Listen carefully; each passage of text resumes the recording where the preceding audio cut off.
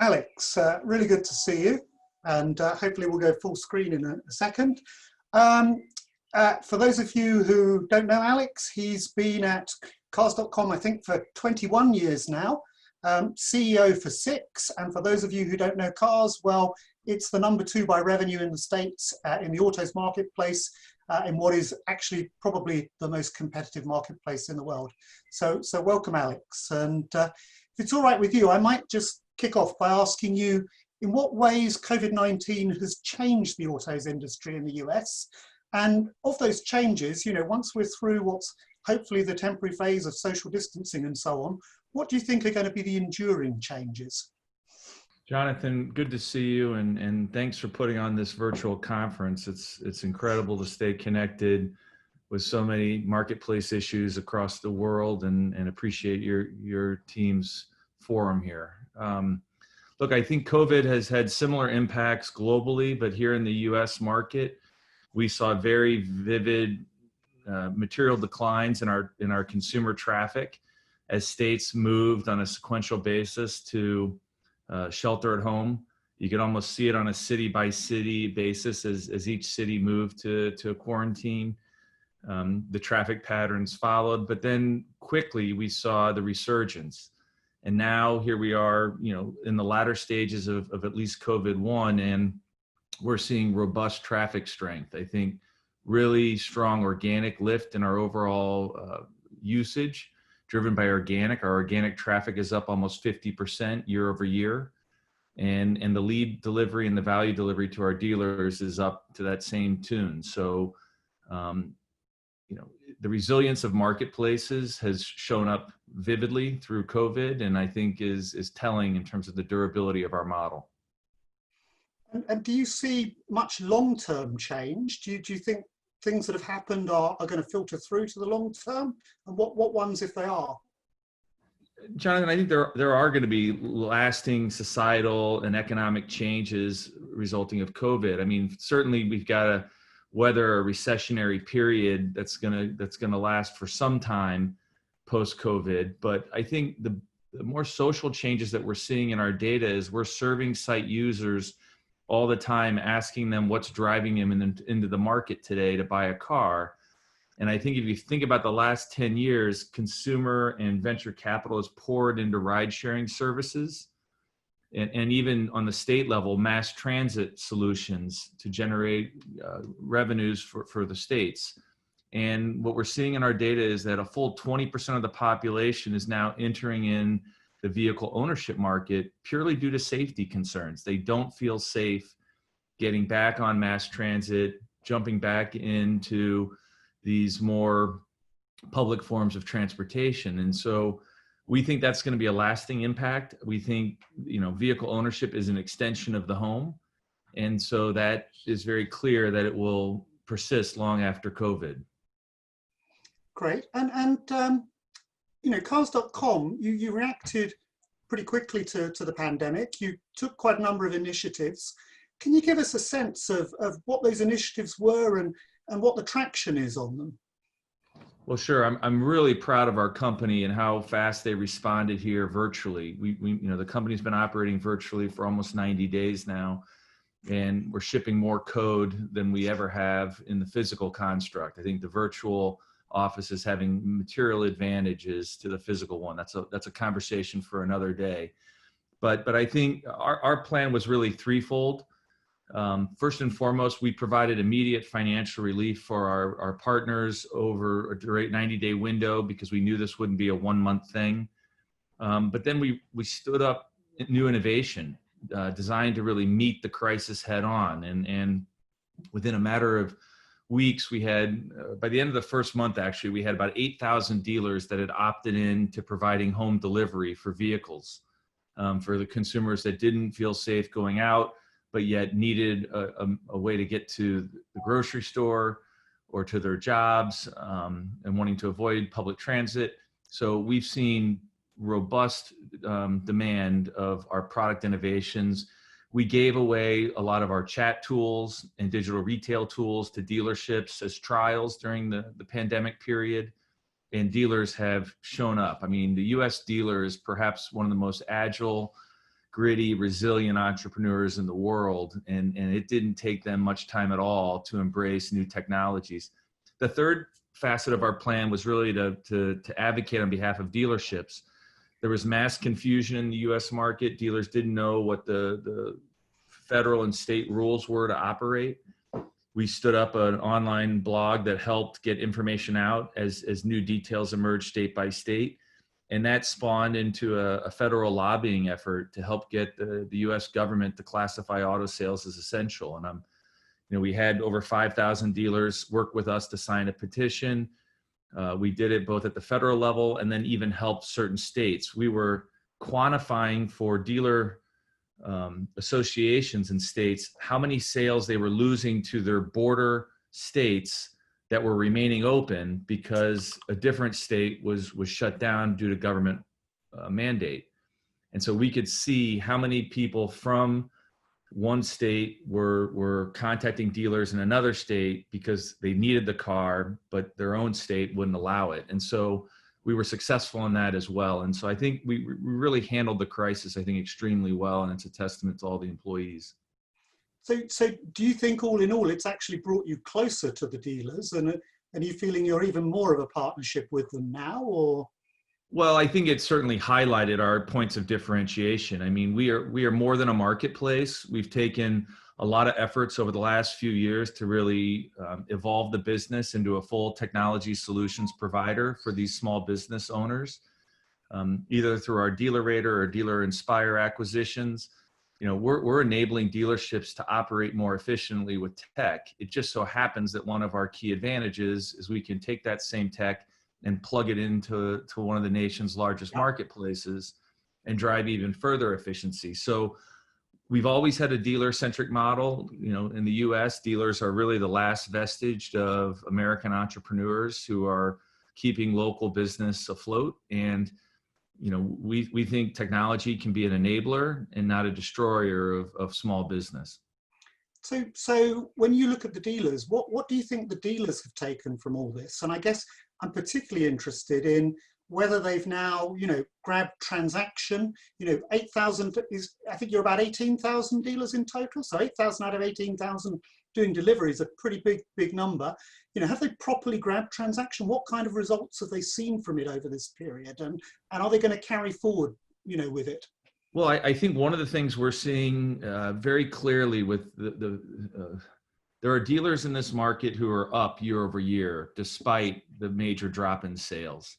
And those dealers we work very closely with because they embrace not only technologies to run their business, but they manage the marketplaces extremely well. They're quick, they respond, they engage in real time on the marketplace, and they rely on that to generate sales.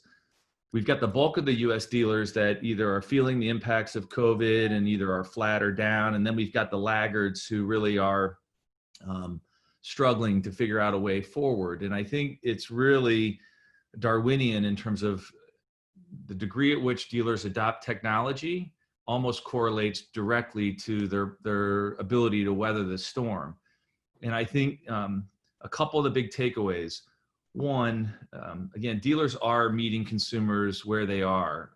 I bought my wife a car over Mother's Day. We had the dealer engage online, brought the car to the house. The whole thing took less than 40 minutes, and we got exactly what we wanted. And because they were local, they could deliver it without, huge flatbed trucks and could just bring the car directly to our home. I think on the technology side and the advertising side, dealers have cut back on their marketing dramatically, and they've cut back on their staffs.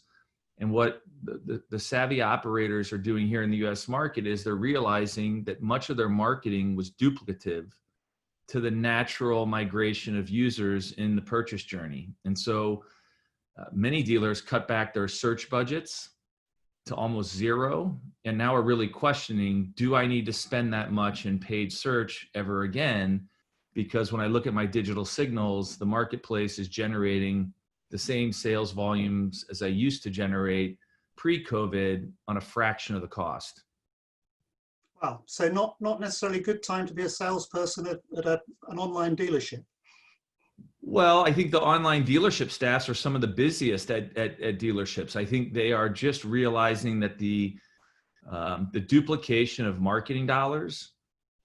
So my grandfather taught me how to fly fish. I know there's people in New Zealand on this call, but I learned there at a young age that the expression "mend the line," which is, the trick with fly fishing is to get a fly to follow the natural flow of the river and not appear to be dragging people or dragging outside of the water. And so they always say to mend the line so that the fly flows naturally. Consumers are going to naturally gravitate to marketplaces. The notion that you're going to interrupt them with advertising and pull them out of the natural research path is extremely expensive. It isn't the most efficient way to run your business. And rather, if you can tap into these natural rivers that marketplaces are, you can harvest from them. And I think that in the US market, for every marketplace, there are 10 vendors, Jonathan, that are selling. You don't need a marketplace, drive the traffic directly to you. And I think dealers are realizing that while you can do that, it comes at a materially higher cost. And so I think dealerships are rethinking, how do I embrace marketplaces, number one? Number two, which marketplaces have my back? Which marketplaces are enabling me with technology and tools and aren't trying to disintermediate me or ruin my profitability? And I think, I think we're well positioned to be a rising star in that regard. So I think that brings us nicely on to the question of, how are consumers going to buy cars in 5 years' time? Mm-hmm. And given what you've just said, I mean, what's cars.com's role going to be at that stage in the buying and selling process? Well, I think we have to do more to help remove friction points in the journey. I think some of your panelists have talked about that. And anywhere there's consumer friction, we want to show up, but do it in a way that brings technology to really create chemistry between buyers and sellers. And I think when we look at the industry, certainly the financing side of the industry needs disruption. I think dealerships are looking for ways to reduce their operating costs. And really, when you think about the financing side of the business, it is data driven and very menu based. And so it's really well suited to technology. So I think there's ways that we can help dealers become more efficient and help them capture more share of sales that way, while at the same time connecting the banks directly into the process. But I think a big part of the US market is really about how to eliminate the volume of vendors they need to operate today. This was key to our Dealer Inspire acquisition. Today, dealers in the US are using 30 to 40 different vendors to operate digitally. And by embedding all these tools and technologies together in a platform, we can help dealers radically reduce the number of vendors that they need for all the point solutions and give them connected tools that sit natively in not only a marketplace, but as a suite of services for them to run their store. And so I think that's part of our vision going forward. So does that mean in 5 years' time, you'll actually be powering their transactions online as well as transacting for them online? And do you see consumers actually, pressing the button, paying the money online and getting the car delivered? Or is it a bit more nuanced than that? Yeah, look, I think this is an evolving space. I think largely the US market will become more of a hybrid model. Even the players today that claim to really, be e-commerce models, they've got 200-person call centers that spend, 45 minutes to an hour on the phone and then another 30 to 45 minutes in the driveway. So even the publicly traded, e-com players have huge offline customer engagement to get to the sale. And so I think we embrace a hybrid view of the world, which is moving as much of the process online. But in the US, so many state and local rules regarding signatures and paperwork make me certain that it's still going to have a physical signature as part of the exchange. But we're certainly going to continue to dig deeper and deeper into that process so that the consumer can save time and so the dealer can save operating costs. Okay. So you talked earlier about becoming more of a business solutions company for autos, and clearly that kind of was triggered by the acquisition of Dealer Inspire in 2018, and you've pushed the strategy strongly in that direction since. I'm interested, do you think that, you know, to succeed in transaction, that marketplaces need to own digital retailing assets, or you know, can those assets bring you advantages? Are they necessary to succeed in transaction, or can you just do it as a marketplace without the kind of assets you've brought together now? Well, I think a key part of our thesis for acquiring Dealer Inspire is their tech innovation ethos. They are digging deeper and deeper to help eliminate manual workflow at dealerships and to put more and more of the process online. We've been in market now with our first digital retail solution called Online Shopper, which definitely helps the consumer get further along the sales journey. And conversely, what dealers have told us is that their online shopper leads close at a higher rate because they know more about the buyer and what exactly they have to trade in and what they're seeking from a monthly payment. And so, you know, version 1 is in market. Version 2, version 3, version 4 will all build on that depth of experience.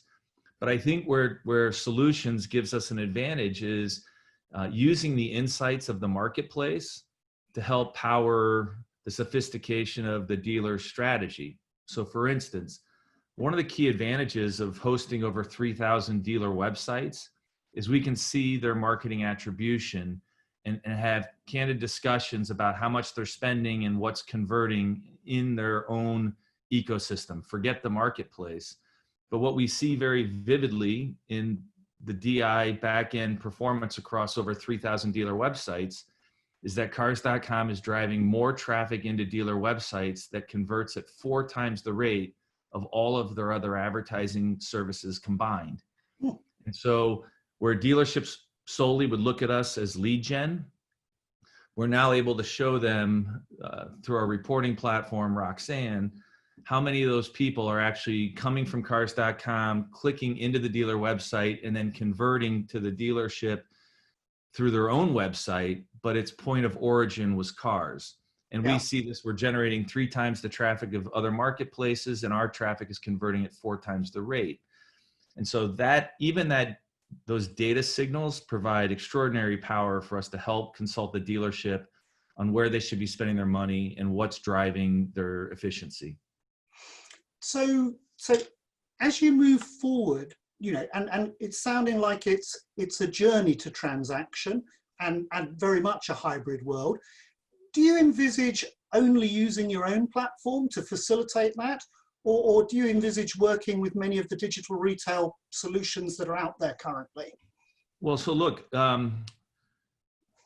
that's an active thread in the company. We certainly understand, you know, the ability to be both an open network, but also the power of the user experience if you can keep continuity there. And certainly we err on the side of making sure that the user experience is consistent across a marketplace, right? That's part of the power of a marketplace, is that you don't have to bounce back and forth between multiple destinations, and you can do more of the work through one UX. I think where we bring power beyond our own platform is if you look at some of the new businesses that we're building, such as Fuel, which we announced this year. It's a brand new platform play that we've launched. It basically takes the strength of the data from a marketplace and empowers the dealership to leverage their marketing and advertising strategies across multiple platforms. And you know, we saw this first through our entry into the social advertising space, where if you ran a social campaign on Facebook, but overlaid the Cars.com marketplace data signal, those campaigns would outperform sometimes 10 to 1. And so we expanded that thesis with video advertising, and now we can give dealers the ability to take their television budgets, cut them down into 1/10 of what they were spending on TV, but generate highly targeted messages through video advertising through our Fuel platform. And so I just think, you know, platforms, this notion that you're going to be a walled garden and everything's going to happen in your platform, we blew that model up years ago. We are using our data and our technology to help dealers reach people where they are, and using our technology and data layers to bring them into the dealer's domain. And we think any way we can bring that user to the dealer, if it's through the Cars.com marketplace, if it's driving them through their website, if it's reaching them off-site on a social platform, we're going to be there, and we're going to help be the partner of the dealer there. And you know, as you move forward into this kind of new world, you know, I mean, clearly, you've got to feel your way. You're going to learn a lot along the way. What do you think are the biggest barriers to you know, to marketplaces participating fully in digital retail? Well, I think many marketplaces have an adversarial relationship with their supplier side. And I think that that's one of the reasons why we have been very clear that we are an enabler to the local business. And you know, there's not a bigger brand in the US than Cars.com in terms of online marketplaces. And even though the brand is extremely strong, we've never misrepresented to the user that you're buying the car from us. We're a platform that allows you to see the market-wide view. And so I think first and foremost, marketplaces have got to decide, you know, who are you there to serve? And when you look at all of our investments through Dealer Inspired, Dealer Rater, and now Fuel, it's very clear to our partners that we're enabling them. I think that's number one. I think number two, you know, marketplaces in the US have huge acquisition costs.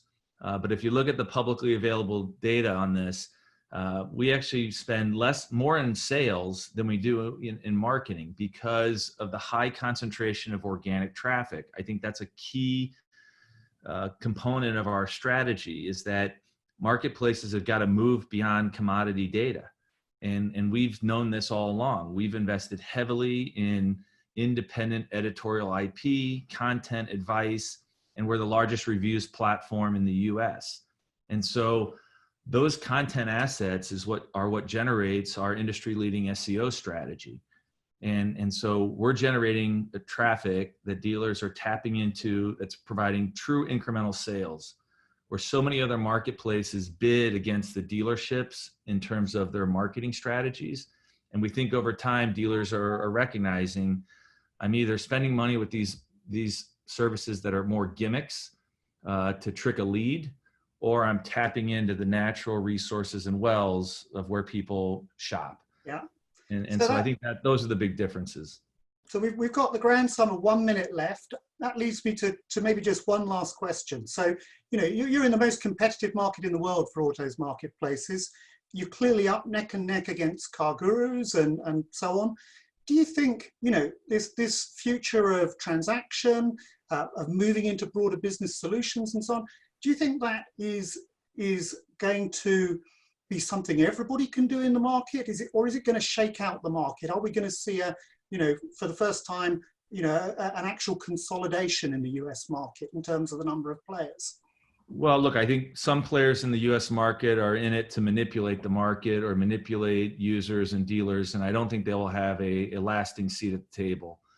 I think we've been focused on creating durable, organic, long-term value systems that enable our sellers to operate more efficiently.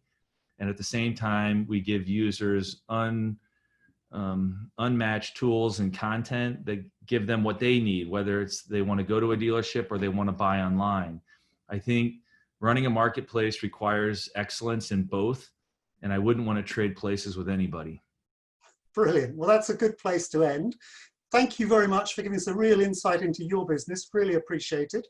And we now need to move on to the next. Jonathan, thank you very much. Thank you. Take care.